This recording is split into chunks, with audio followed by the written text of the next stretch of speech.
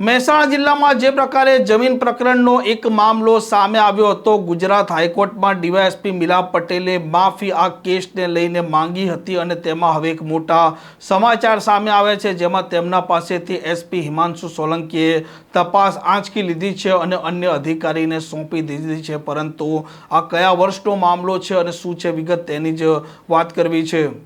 વૈષ્ણવજન તો તેને કહીએ જે પીડ પરાઈ જાનાને રે। નમસ્કાર, આપ જોઈ રહ્યા છો નવજીવન ન્યૂઝ અને હું છું આપની સાથે તોફિક ગાંચી। મહેસાણા જિલ્લામાં જમીન પ્રકરણને લઈને અનેક વખત છે તે મુદ્દા બનતા હોય છે, ઘર્ષણો થતા હોય છે અને ખાસ કરીને બાવલુ પોલીસ સ્ટેશન વિસ્તાર છે તે સતત જમીન પ્રકરણના મામલામાં ચર્ચામાં રહેતું હોય છે, કેમ કે ત્યાં જમીન પ્રકરણને લઈને ઘર્ષણો પણ થતા હોય છે, પોલીસ ફરિયાદ પણ થતી હોય છે અને વગદાર માણસો પણ ત્યાં રસ લેતા હોય છે। અને ભૂતકાળમાં પણ જે પ્રકારે આ જમીન પ્રકરણના મામલા સામે આવ્યા છે, જેમાં પોલીસ અધિકારીઓ અને કર્મચારીઓ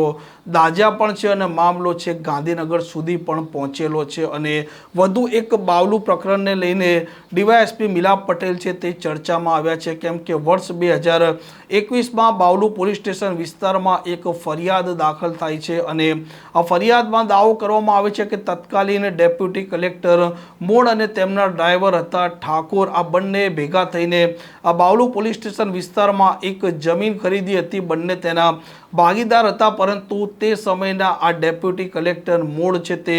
પેઢીનામું પણ નકલી બનાવે છે, પાવર ઓફ એટર્ની નકલી બનાવે છે અને સંપૂર્ણ જે જમીન હતી તેમાંથી આ તેમના ડ્રાઈવર ઠાકોર છે તેમનું નામ કમી કરી દે છે અને તેમના નામે સંપૂર્ણ જમીન છે તે ચડાવી દે છે। મતલબ તે પોતે તેના માલિક બની જાય છે અને ઠાકોર જે તેમના ડ્રાઈવર હતા તેમના પાસેથી તેમણે જમીન ખરીદી હતી અને ત્યારબાદ ઠાકોર જે તેમના ડ્રાઈવર હતા તે પોતે આ બાવલુ પોલીસ સ્ટેશનમાં ફરિયાદ દાખલ કરાવે છે। આ કેસની જે તે સમયે પોલીસ અધિકારીઓ તપાસ પણ કરે છે, તેનો રિપોર્ટ પણ સોંપે છે અને ત્યાર પછી આ ડેપ્યુટી કલેક્ટર મોડના ડ્રાઈવર પહોંચે છે ગુજરાત હાઈકોર્ટ અને તેની ફેર તપાસ માંગે છે અને તેની ફેર તપાસ કરી રહ્યા હતા ડીવાયએસપી મિલાપ પટેલ અને ડીવાયએસપી મિલાપ પટેલ તપાસના અંતે ગુજરાત હાઈકોર્ટમાં એક સોગંદનામું છે તે રજૂ કરે છે અને ત્યારબાદ ગુજરાત હાઈકોર્ટ છે તે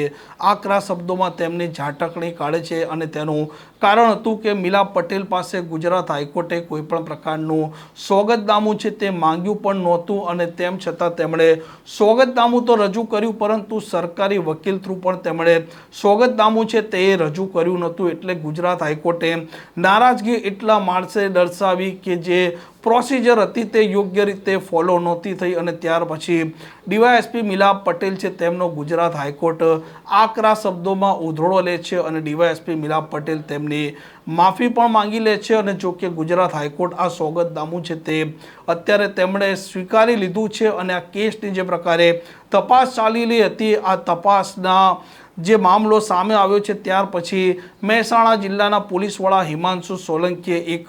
નિર્ણય કર્યો છે અને ડીવાયએસપી મિલાપ પટેલ પાસે જે આ તપાસ હતી તે તેમના પાસેથી આંચકી લીધી છે અને આ કેસની તપાસ તેમણે અન્ય અધિકારી છે તેમને સોંપી દીધી છે। જે પ્રકારે ડીવાયએસપી મિલાપ પટેલે ગુજરાત હાઈકોર્ટની મંજૂરી વગર અને સરકારી વકીલની જાણ બહાર આ સોગંદનામું કર્યું હતું, તે મામલો ગુજરાત હાઈકોર્ટમાં ગાજ્યો હતો અને તેની ગંભીર નોંધ એસપી હિમાંશુ સોલંકીએ લીધી છે અને આ કેસની તપાસ પણ આંચકી લેવામાં આવી છે। હવે આ કેસની તપાસ અન્ય અધિકારી છે તે કરશે। આ પ્રકારના સમાચાર માટે નવજીવન ન્યૂઝ ચેનલ સાથે જોડાયેલા રહો। નમસ્કાર।